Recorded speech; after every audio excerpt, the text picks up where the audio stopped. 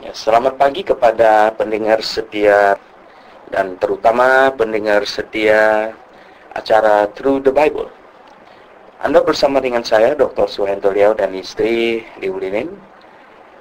Sebagaimana biasa, tiap pagi komitmen kita untuk mempelajari Alkitab, mengasihi Tuhan melalui mempelajari firman-Nya, ingin mengenal lebih dalam akan kebenaran yang ingin disampaikannya kepada kita. Satu hari, satu pasal, satu jam.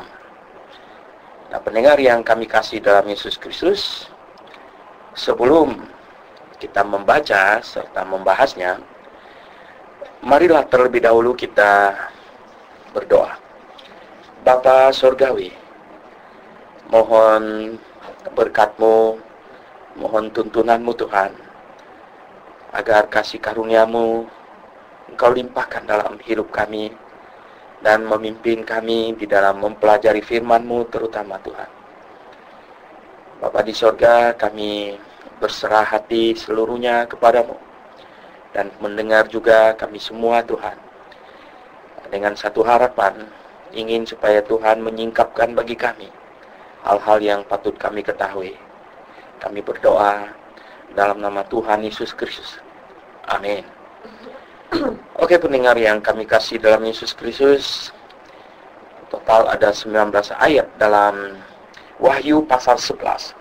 Hari ini kita ada di dalam Wahyu pasal yang ke-11. Ya, silakan dibaca 19 ayat. Demikian bunyi firman Tuhan ayat 1. Kemudian diberikanlah kepadaku sebatang bulu seperti tongkat pengukur rupanya, dengan kata-kata yang berikut. Bangunlah dan ukurlah bait suci Allah dan mezbah dan mereka yang beribadah di dalamnya. Tetapi kecuali pelataran bait suci yang di sebelah luar, janganlah engkau mengukurnya, karena ia telah diberikan kepada bangsa-bangsa lain, dan mereka akan menginjak-injak kota suci 42 bulan lamanya. Dan aku akan memberi tugas kepada 2 saksiku, supaya mereka bernubuat sambil berkabung 1260 hari lamanya. Mereka adalah kedua pohon zaitun dan kedua kaki dian yang berdiri di hadapan Tuhan semesta alam. Dan jikalau ada orang yang hendak menyakiti mereka, keluarlah api dari mulut mereka, menghanguskan semua musuh mereka. Dan jikalau ada orang yang hendak menyakiti mereka, maka orang itu harus mati secara itu. Mereka mempunyai kuasa menutup langit, supaya jangan turun hujan selama mereka bernubuat. Dan mereka mempunyai kuasa atas segala air untuk mengubahnya menjadi darah, dan untuk memukul bumi dengan segala jenis malapetaka ketika setiap kali mereka menghendakinya.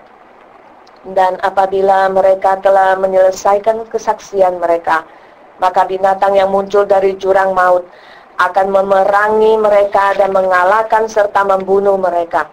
Dan mayat mereka akan terletak di atas jalan raya kota besar yang secara rohani disebut Sodom dan Mesir, di mana juga Tuhan mereka disalibkan. Dan orang-orang dari segala bangsa dan suku dan bahasa dan kaum melihat mayat mereka 3,5 hari lamanya, dan orang-orang itu tidak memperbolehkan mayat mereka dikuburkan. Dan mereka yang diam di atas bumi bergembira dan bersukacita atas mereka itu, dan berpesta dan saling mengirim hadiah, karena kedua nabi itu telah merupakan siksaan bagi semua orang yang diam di atas bumi. 3,5 hari kemudian masuklah roh kehidupan dari Allah ke dalam mereka, sehingga mereka bangkit, dan semua orang yang melihat mereka menjadi sangat takut. Dan orang-orang itu mendengar suatu suara yang nyaring dari surga berkata kepada mereka, naiklah kemari. Lalu naiklah mereka ke langit, diselubungi awan, disaksikan oleh musuh-musuh mereka. Pada saat itu terjadilah gempa bumi yang dahsyat, dan 1/10 bagian dari kota itu rubuh. Dan 7.000 orang mati oleh gempa bumi itu, dan orang-orang lain sangat ketakutan, lalu memuliakan Allah yang di surga. Celaka yang kedua sudah lewat, lihatlah celaka yang ketiga segera menyusul. Lalu malaikat yang ketujuh meniup sangkakalanya, dan terdengarlah suara-suara nyaring di dalam sorga, katanya, pemerintahan atas dunia dipegang oleh Tuhan kita dan Dia yang diurapinya, dan Ia akan memerintah sebagai Raja sampai selama-lamanya. Dan ke-24 tua-tua yang duduk di hadapan Allah di atas tata mereka tersungkur dan menyembah Allah sambil berkata, kami mengucap syukur kepadamu, ya Tuhan Allah yang maha kuasa, yang ada dan yang sudah ada, karena Engkau telah memangku kuasamu yang besar, dan telah mulai memerintah sebagai Raja. Dan semua bangsa telah marah, tetapi amarahmu telah datang, dan saat bagi orang-orang mati untuk dihakimi, dan untuk memberi upah kepada hamba-hambamu, nabi-nabi dan orang-orang kudus, dan kepada mereka yang takut akan namamu, kepada orang-orang kecil dan orang-orang besar, dan untuk membinasakan barang siapa yang membinasakan bumi. Maka terbukalah bait suci Allah yang di surga, dan kelihatanlah tabut perjanjiannya di dalam bait suci itu, dan terjadilah kilat dan deru guru, dan gempa bumi, dan hujan es lebat. Oke, pendengar yang kami kasih dalam Yesus Kristus, Wahyu pasal 11. Wahyu pasal 11 ini di pertengahan kitab Wahyu kita, sebuah pewahyuan yang disampaikan kepada Rasul Yohanes, Rasul yang terakhir. Rasul Yohanes itu adalah Rasul yang terakhir. Ia ditangkap dan dibuang ke Pulau Patmos. Pulau Patmos itu seperti Pulau Nusa Kambangan hari ini di Indonesia, tempat di mana pemenjaraan orang-orang yang dianggap lumayan serius, lama itu masa penjaranya, dan mungkin supaya bisa diputuskan itu jaringan atau koneksinya dengan dunia luar, ya. Jadi pendengar yang kami kasih dalam Yesus Kristus, ya, ini kita sudah bahas dari pasal 1 sampai pasal 10. Kita sudah membahas meterai yang dibukakan 7, dan kemudian sangkakala, ya, sangkakala sudah sampai sangkakala yang ke-6, ya. Kemudian diselingi dengan pasal 10, ya, kitab yang dibukakan untuk disampaikan, dan yang sekarang ini ada di pasal yang ke-11. Pasal yang ke-11 mengenai 2 orang saksi Allah. 2 orang saksi Allah. Ayat 1 di situ dikatakan, ya, kemudian, ya, diberikanlah kepadaku sebatang bulu seperti tongkat pengukur rupanya. Nah, di dalam kitab Yehezkiel ini tongkat pengukur ini, jadi ini mirip-mirip dengan apa yang dinubuatkan di dalam kitab Yehezkiel. Tongkat pengukur ini katanya kira-kira panjangnya itu 10 kaki, ya. 10 kaki kan sekitar bisa 3 meteran, ya. Jadi 10 kaki. Nah, tongkat pengukur rupanya dengan kata-kata yang berikutnya, bangunlah dan ukurlah bait suci Allah dan mezbah dan mereka yang beribadah di dalamnya. Pendengar yang kami kasih dalam Yesus Kristus, ada terjadi bervariasi pendapat di kalangan teolog mengenai pasal ini. Apakah nubuatan ini perlu ditafsirkan secara literal atau ditafsirkan secara simbolikal, ya, dan lain sebagainya. Nah, pendengar yang saya kasih dalam Yesus Kristus, kita harus kita harus konsisten dengan konsep ini. Fundamentalis punya prinsip di dalam menafsirkan Alkitab, yaitu, ya, bahwa selagi dapat ditafsirkan secara literal, kita tidak punya alasan untuk menafsirkannya secara simbolikal, ya, secara alegorikal. Jadi sesuatu di dalam Alkitab kalau masih bisa ditafsirkan secara literal, harus ditafsirkan secara literal, karena kita harus berasumsi bahwa manusia berkomunikasi pada umumnya atau pada biasanya gitu adalah memakai ini arti dasar dari tiap-tiap kata. Ya, kalau anjing artinya anjing gitu ya. Kalau kucing artinya kucing gitu. Nah, mungkin lalu anjing maksudnya kucing dan kucing maksudnya tikus gitu ya. Itu tidak bisa lagi omong kalau semua orang berbicara memakai simbolikal gitu ya. Mau bicara tentang rumah, kita bicara tentang pondok misalnya gitu. Ya, itu berbeda. Nah, pendengar yang kami kasih dalam Yesus Kristus, jadi kita perlu konsisten dengan itu. Maka ya kita lihat ya, kalau bagian yang memang harus ditafsirkan secara literal, itu harus ditafsirkan secara literal. Nah, kita lihat di sini kepada Rasul Yohanes ada kata-kata sambil dikasihkan tongkat pengukur, bangunlah dan ukurlah bait suci Allah.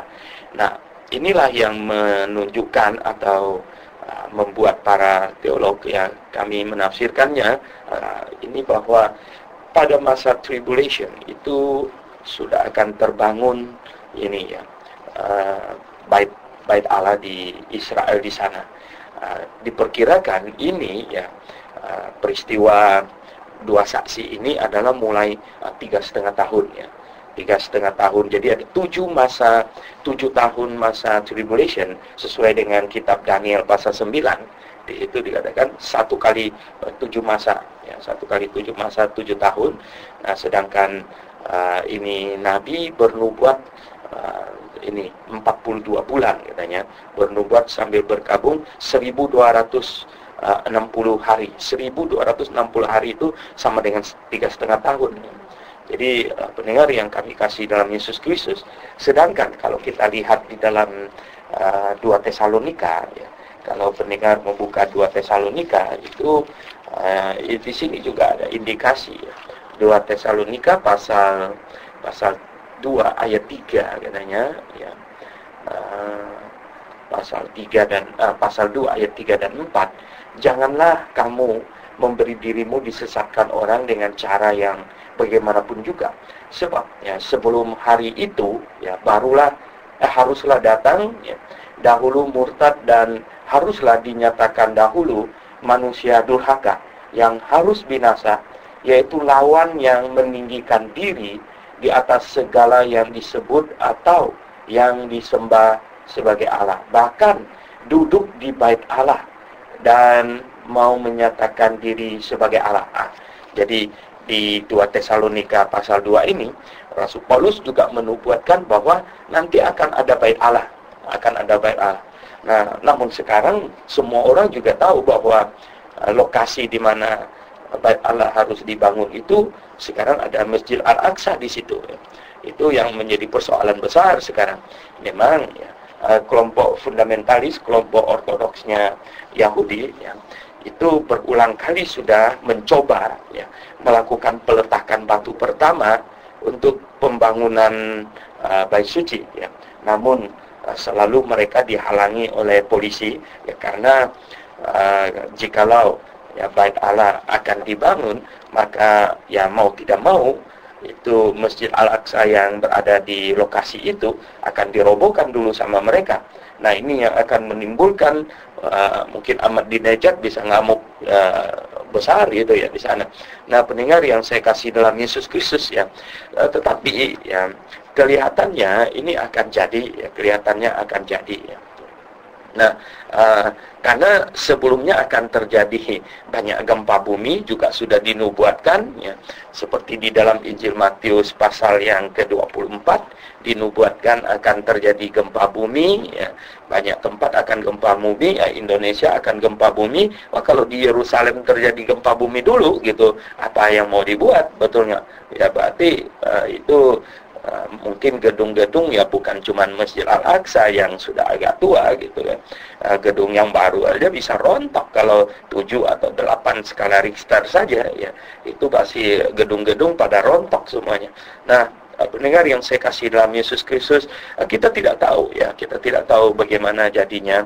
Yang jelas begini, Alkitab menulis bahwa nanti akan ada bait suci gitu ya. Jadi sekarang ini Tuhan malah suruh Yohanes ini ukur, katanya, ukur bait sucinya. Nah, tetapi kecualikan pelataran bait suci yang di sebelah luar, katanya. Ini ya pelataran luarnya.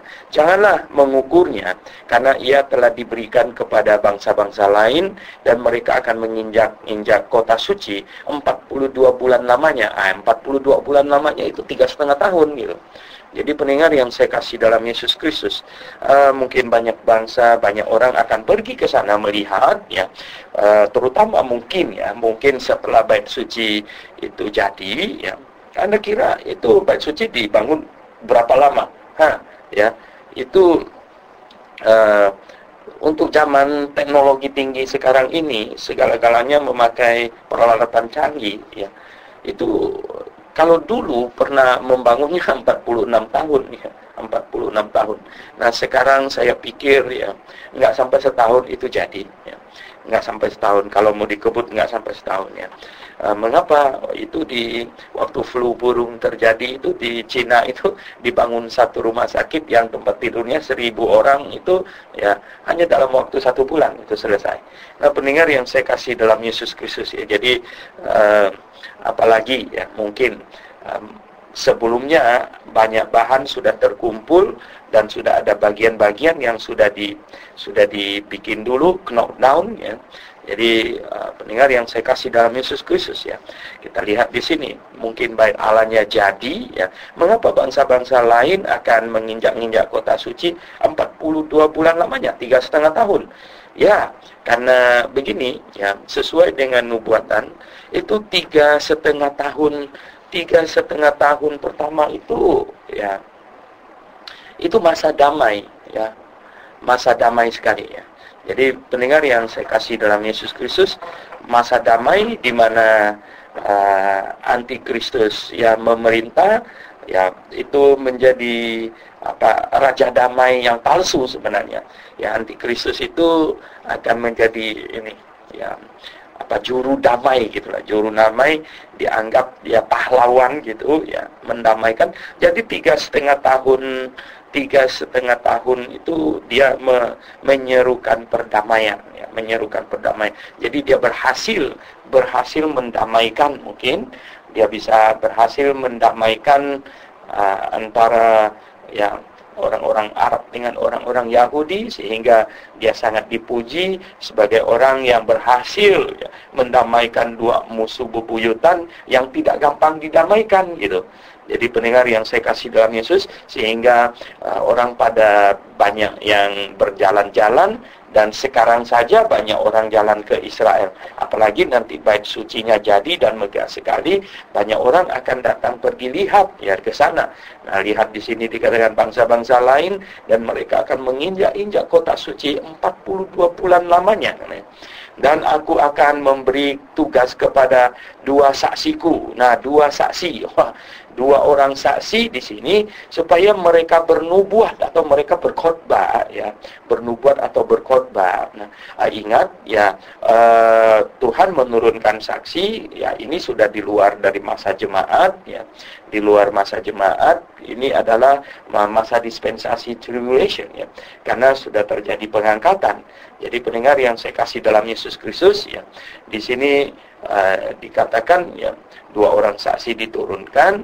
Nah, mereka ini pada masa tribulation ini tiang penopang dari masa itu ya adalah berbeda. Sekarang ini adalah jemaat lokal sebagai tiang penopang dan dasar kebenaran, dan Alkitab Perjanjian Lama dan Perjanjian Baru adalah landasan ya, firman Tuhan satu-satunya.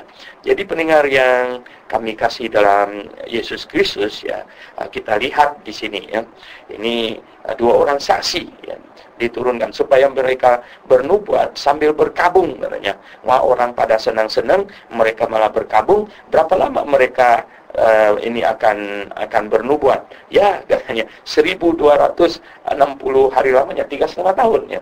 3,5 tahun. Nah, pendengar yang kami kasih dalam Yesus Kristus, 2 orang saksi akan bernubuat 1,5 tahun, akan berkhotbah. Sebenarnya berkhotbah 3,5 tahun. Jadi khotbah mereka pasti didengar oleh orang-orang yang jalan-jalan ke sana. Ya, bukan hanya orang yang jalan-jalan ke sana saja.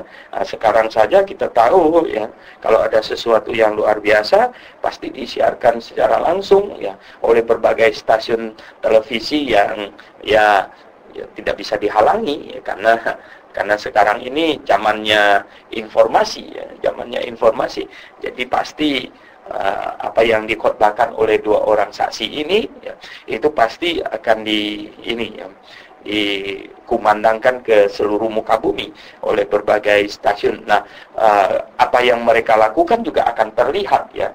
Nah, pendengar yang saya kasih dalam Yesus Kristus, sekarang ini kita teknologinya makin mendekati apa yang nyata dalam kitab Wahyu.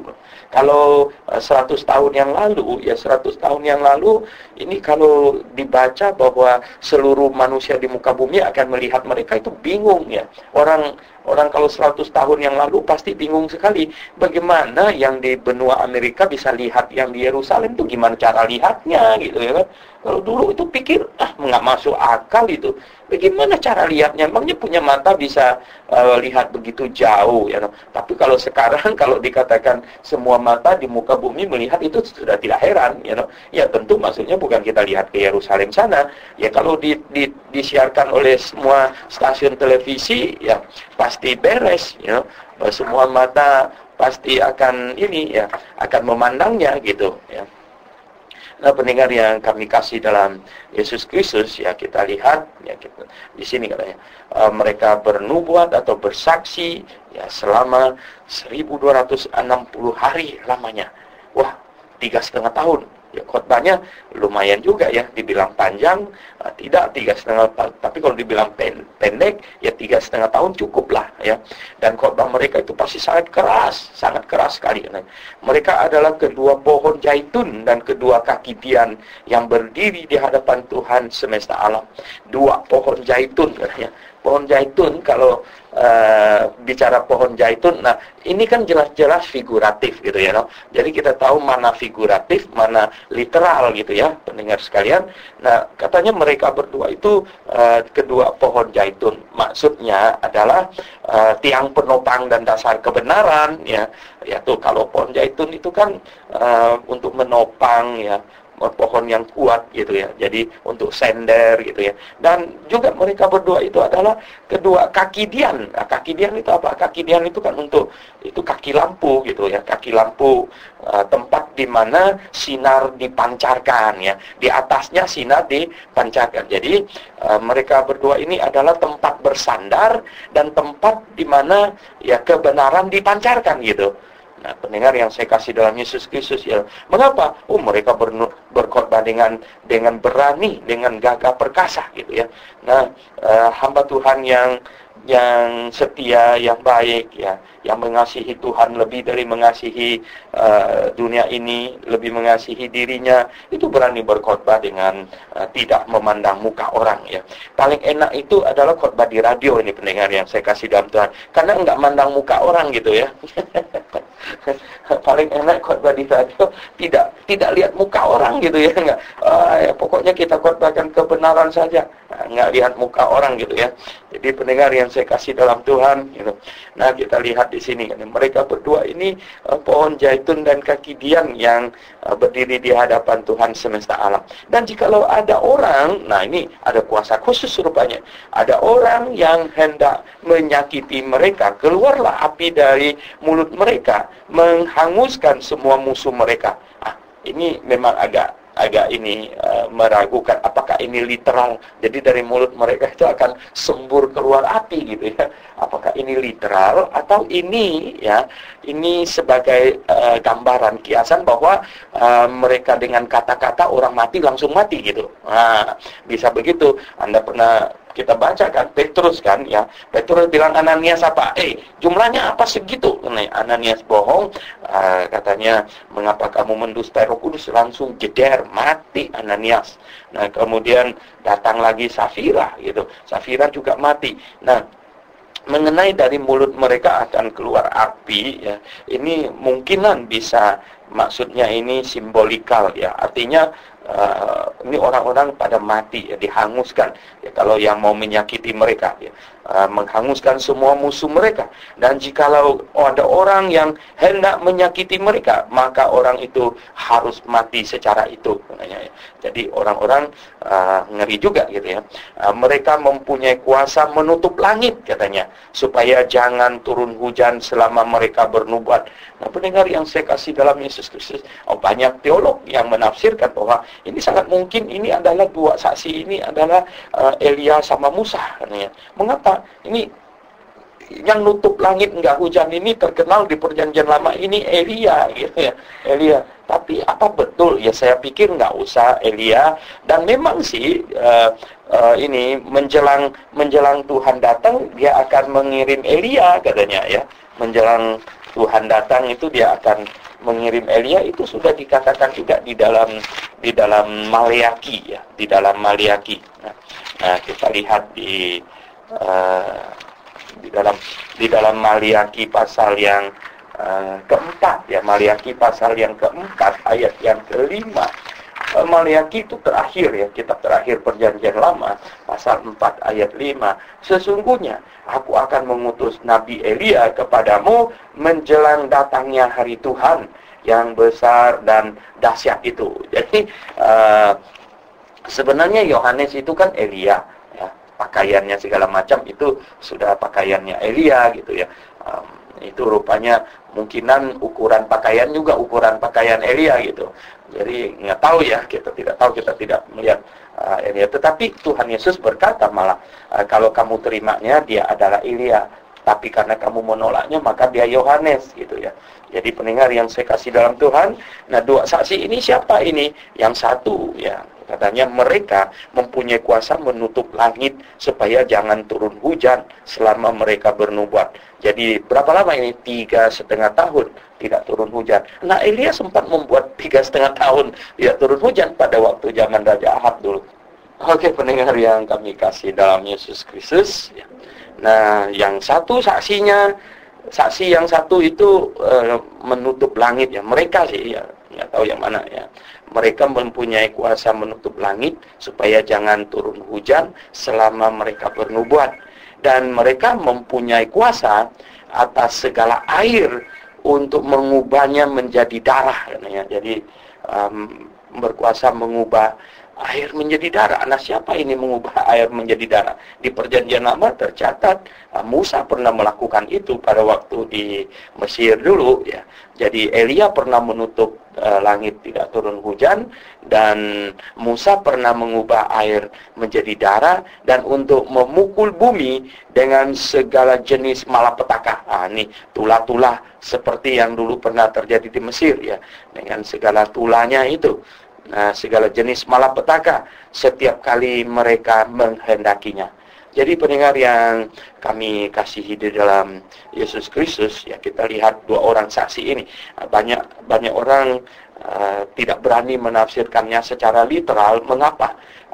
Karena mungkin rasanya terlalu dahsyat gitu, ya, dua orang saksi ini. Tetapi kalau mengingat, ya, tercatat di dalam Alkitab, ya, hamba-hamba Tuhan, nabi, ya, itu Nabi baik Elia maupun Musa pernah melakukan itu, ya ini sama sekali tidak heran gitu.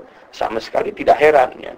Nah, pendengar yang saya kasih dalam Yesus Kristus, lalu apa sekarang ini lalu ada nabi gitu. Lalu sekarang ini mereka mau sekolah nabi segala macam.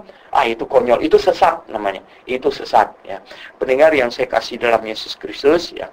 Nah, dulu pernah Tuhan banyak pakai nabi dan rasul ketika menurunkan wahyu, sampai wahyu diturunkan selesai, sampai kitab Wahyu yang kita sedang bahas ini, pasal terakhir, ayat terakhir, ya, maka Tuhan tidak mengangkat nabi lagi, Tuhan tidak mengangkat rasul lagi. Nah, sekarang ini, zaman sekarang ini adalah zaman kita hidup, ya, sesuai dengan Alkitab yang selesai ditulis gitu. Sampai kapan? Sampai hari pengangkatan, ya. Sampai hari pengangkatan. Jadi sampai hari pengangkatan tidak akan ada nabi lagi, tidak akan ada rasul lagi. Ya, tidak ada juga orang yang katanya ya, jabatan nabi sudah tidak ada, tapi karunia nabi masih ada. Itu konyol, ya. Itu pernyataan yang paling konyol yang saya pernah dengar itu. Ya, bagaimana jabatan nabi sudah tidak ada, tapi karunia nabi masih ada gitu. Mana mungkin bisa begitu punya. Nah, pendengar yang saya kasih dalam Yesus Kristus ya, masa ada bilang begini, ini apa, katakanlah ya gini ya, tukang masak sudah tidak ada, ya, tapi orang-orang yang masak masih banyak gitu. Yang orang-orang yang masak ya tukang masak lah dia. Jadi pendengar yang saya kasih dalam Yesus Kristus, ini kadang-kadang kita bingung dengan orang yang membuat pernyataan tapi tidak mengerti apa yang dia nyatakan gitu. Jadi akhirnya makin kacau gitu. Nah, pendengar yang saya kasih dalam Yesus Kristus, jadi sekarang ini tidak ada nabi dan tidak ada rasul lagi, dan tidak ada karunia nabi juga tidak ada karunia rasul lagi. Jadi tidak ada orang yang bernubuat lagi. Ya, semua yang bernubuat itu bukan berasal dari Tuhan. Jelas itu bukan berasal dari Tuhan, ya. Nah, jadi sejak pewahyuan terakhir yang di Pulau Patmos ini yang sedang kita bahas ini, itu sudah menutup semuanya dan tidak ada lagi. Sampai kapan? Sampai hari pengangkatan. Ingat baik-baik, sampai hari pengangkatan. Nah, sesudah hari pengangkatan, ini masuk masa tribulation. Nah, masuk masa tribulation ini dua orang saksi, ya, Nabi diturunkan. Ya, bahkan mereka begitu berkuasa, namanya, menutup langit tidak hujan, sampai mereka mengubah air menjadi darah, dan mereka bisa mendatangkan segala jenis malapetaka setiap kali mereka menghendakinya. Wah, luar biasa sekali. Nah, kemudian ayat 7 katanya, dan apabila mereka telah menyelesaikan kesaksian mereka, ini 3,5 tahun mereka bersaksi gitu, maka binatang yang muncul dari jurang maut, itu yang di pasal berapa? Di pasal 9 itu yang jurang muncul dari jurang maut itu, ya, yang katanya ya pintu dibukakan, ya, pintu lubang maut dibuka, lalu naik ke asap, kemudian ada ya dari ini ya jurang maut itu, nah muncul katanya ini sini kesaksian mereka, maka binatang yang muncul dari jurang maut akan memerangi mereka. Akan memerangi mereka. Karena apa? Tidak tahan dengan kesaksian mereka, tidak kuat untuk mendengarkan khotbah mereka. Khotbah mereka itu sangat pedas gitu. Karena ini orang-orang berdosa itu tidak kuat mendengarkan khotbah yang benar. Oh, pendengar yang saya kasih dalam Yesus Kristus ya. Ini orang-orang berdosa, orang-orang Kristen yang tidak lahir baru, ya. Mereka mencari gereja yang ini ya, yang kompromistis, ya. Mereka mencari gereja yang ya kalau bisa pengajarannya jangan terlalu keras gitu. Mengapa? Ya sebab dianya nggak tahan dengar khotbah di situ gitu. Kalau bisa khotbahnya yang banyak kompromi gitu ya. Khotbahnya jangan yang keras-keras ya gitu. Biasanya begitu. Kalau khotbah keras-keras nggak tahan ya, nggak tahan bisa pergi gitu. Nah, mereka mau cari yang ya khotbahnya itu bersifat ya menghiburkan gitu ya, yang menyenangkan hati, yaitu banyak lawaknya gitu, banyak apa cerita dongeng kakek dan nenek tua gitu, yang macam begitu. Itu khotbah yang disukai ya. Tapi khotbah yang keras seperti yang disampaikan oleh dua saksi ini, ini tidak enak didengar katanya. Akhirnya maka mereka memerangi katanya, memerangi mereka dan mengalahkan serta membunuh mereka. Wah, dua saksi ini kalah. Karena pendengar yang saya kasih dalam Yesus Kristus, mengapa katanya? Apabila mereka telah menyelesaikan kesaksian mereka. Karena kesaksian mereka sudah selesai gitu ya. Jadi Tuhan sudah mengizinkan itu terjadi, you know? Dan ayat yang ke-8, dan mayat mereka katanya akan terletak ya di atas jalan raya kota besar. Nah, kota besar mana? Untung di sini ada kasih tahu ya. Kota besar mana? Yang secara rohani, karena tidak literal dia ada bilang nih, secara rohani karena disebut Sodom dan Mesir katanya. Di mana juga Tuhan mereka disalibkan. Nah, di mana Tuhan disalibkan? Yaitu di Yerusalem. Nah, rupanya kota ini maksudnya kota Yerusalem ini ya. Jadi pendengar yang saya kasih dalam Yesus, mayat mereka diletakkan di jalan raya katanya. Dan orang-orang dari segala bangsa dan suku bangsa, bahasa dan kaum melihat mayat mereka. Anda bisa bayangkan, ini kalau 100 tahun yang lalu, apa 200-300 tahun yang lalu ini dibaca, pada zamannya Martin Luther segala macam ini dibaca, mereka heran bagaimana caranya orang di India bisa lihat di Yerusalem gitu. Bagaimana caranya, ya toh? Tapi sekarang sudah tidak heran, ya. Sekarang tidak heran. Nah, bisa nggak orang seluruh dunia melihat mayat itu? Oh iya, siaran langsung, ya. Jadi semuanya sudah bisa lihat. Semua channel televisi pasti mengambil berita itu, ya. Dan bisa melihat mayat mereka ada di jalanan, gitu ya. Mayat mereka ada di jalanan, terletak ya di kota secara rohani ini kota Sodom dan Mesir, di mana juga Tuhan mereka disalibkan, ya. Dan orang-orang dari segala bangsa dan suku bangsa katanya, semuanya melihat katanya. Dan orang-orang itu tidak memperbolehkan mayat mereka dikuburkan. Mengapa? Karena mau show dulu, ya. Mau kasih lihat bahwa, toh lihatlah. Nah, omong besar kamu ya. Khotbahnya galak sekali. Lo kalah juga gitu ya. Kalah juga gitu mungkin. Nah, pendengar yang saya kasih dalam Tuhan. Sehingga tidak boleh dikuburkan katanya. Dan ayat 10, dan mereka yang diam di atas bumi bergembira. Rupanya kalau begitu mereka memihak kepada ini binatang yang keluar dari jurang itu, ya. Mereka bergembira, 2 nabi ini sudah dihabiskan. Mengapa katanya? Nah, katanya di sini ya karena kedua nabi itu telah merupakan siksaan bagi semua orang yang diam di atas bumi.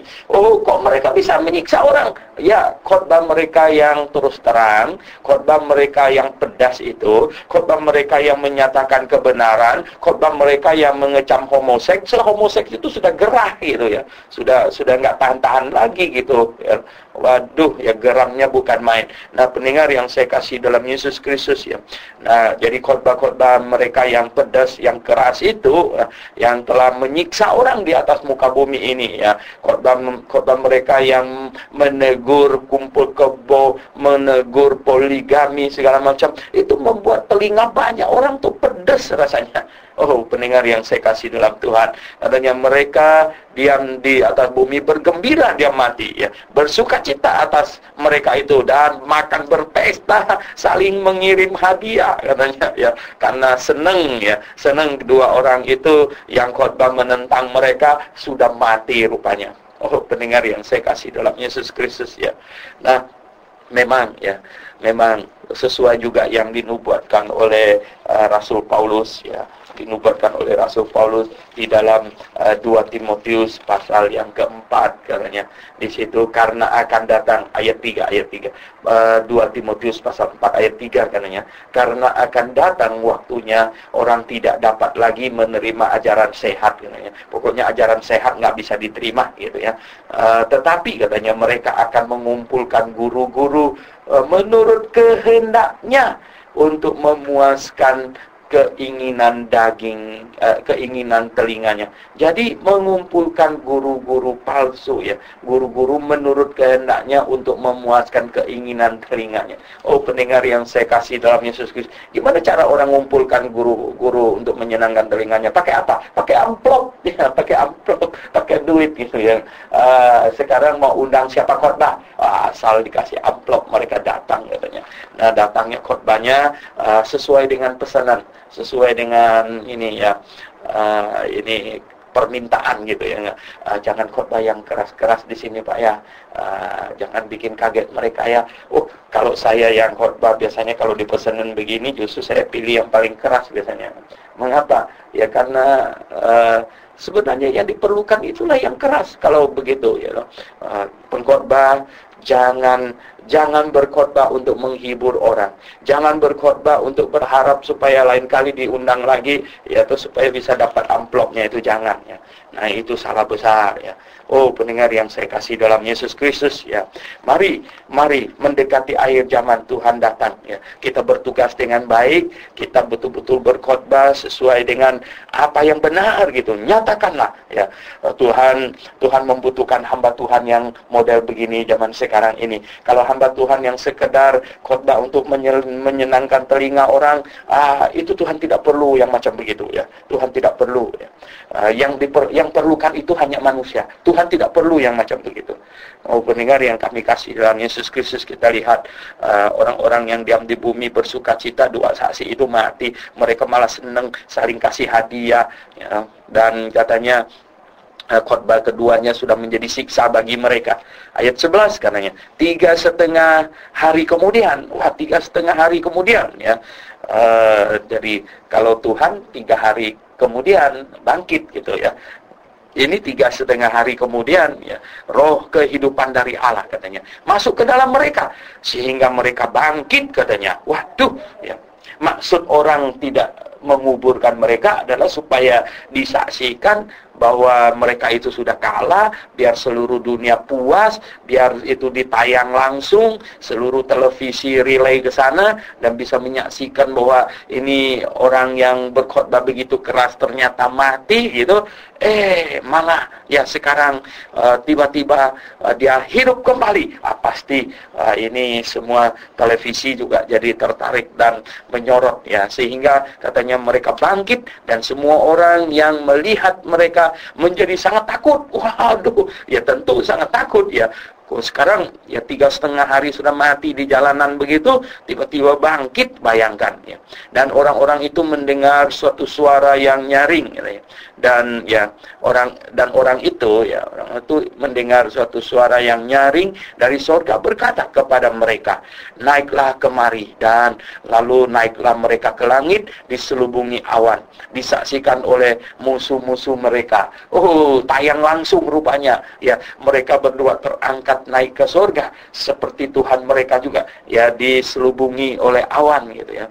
Jadi dua orang saksi yang gagah perkasa, dua orang pengkhotbah yang tanpa kompromi, dua orang pengkhotbah yang sungguh berani menyatakan apa yang salah, menyatakan teologi yang benar, menyatakan apa yang patut dinyatakan. Nah, dua orang pengkhotbah yang hebat ini naik sekarang ya, naik ya, disaksikan oleh semua orang ya, televisi tayang langsung semuanya.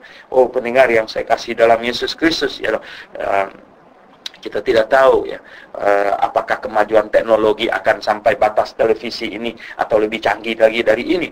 Nah, masalah telepon juga ya, telepon itu mereka yang 30-40 tahun yang lalu, sekarang lihat kita pegang handphone, mereka bisa, matanya bisa terbelalak. Rupanya kamu jalan-jalan bisa ngomong dengan orang di rumah ya.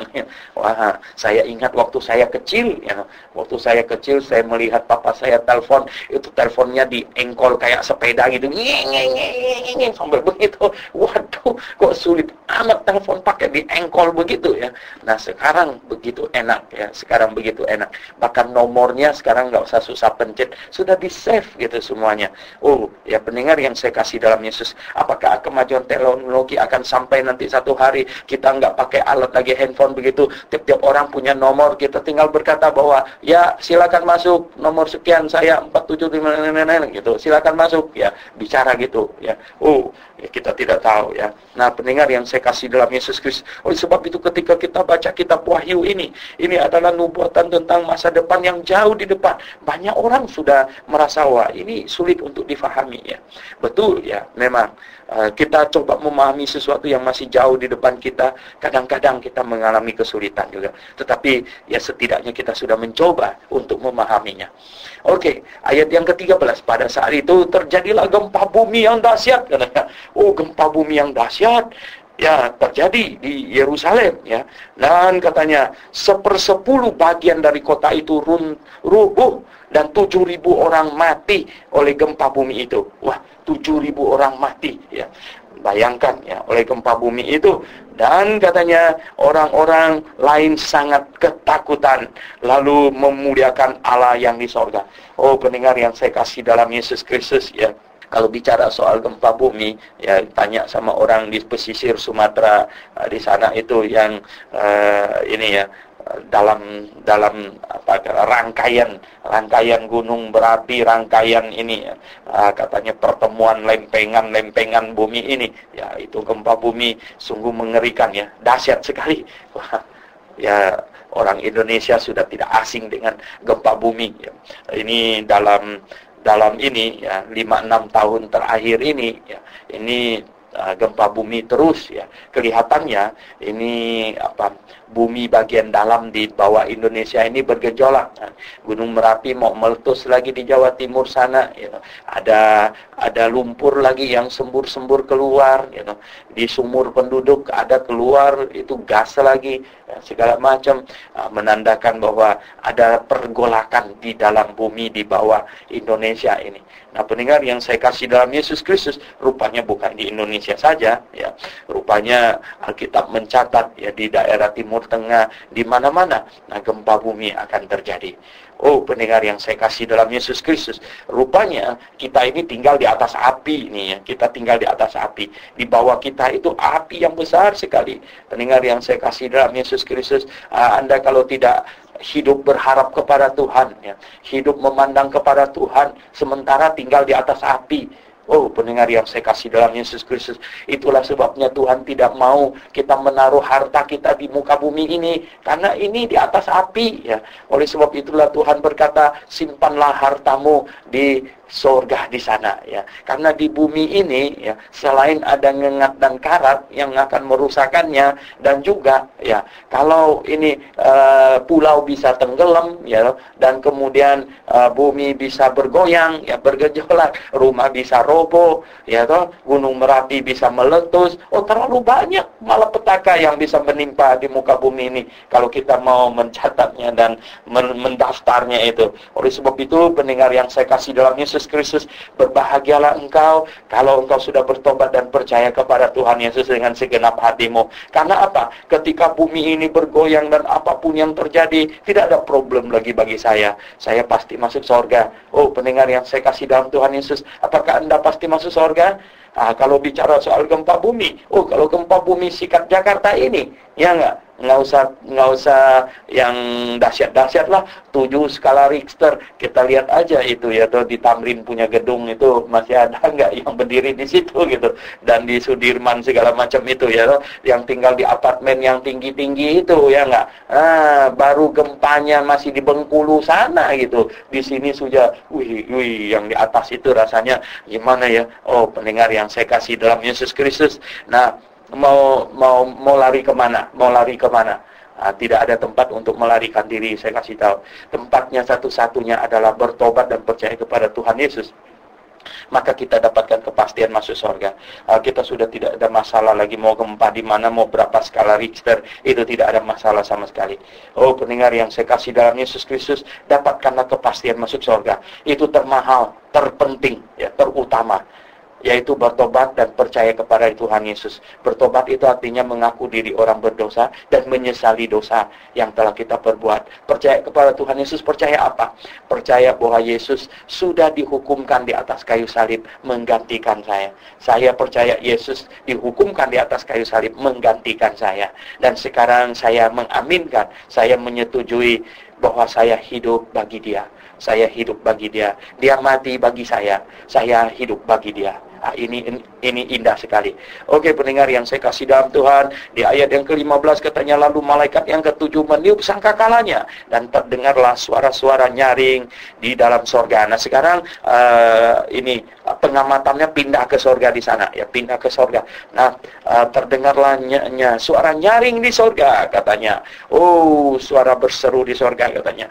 Pemerintahan atas dunia dipegang oleh Tuhan katanya ya, dan Dia yang diurapinya ya, yaitu Tuhan Yesus, dan Ia akan memerintah sebagai raja sampai selama-lamanya. Nah, Tuhan Yesus itu adalah imam besar dan Dia adalah raja, dan kita orang yang percaya kepadanya, kita juga imam ya, kita juga imamat yang rajani, karena kita akan memerintah bersama dengan Tuhan.